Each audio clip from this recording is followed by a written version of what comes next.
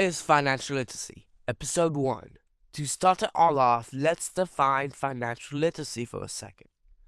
Financial literacy is the ability to manage, invest, and budget money well. It is also having the skills and knowledge to make smart choices with your money. We will be teaching about these following areas of financial literacy: budgeting, different types of bank accounts, debit and credit cards, and more to come.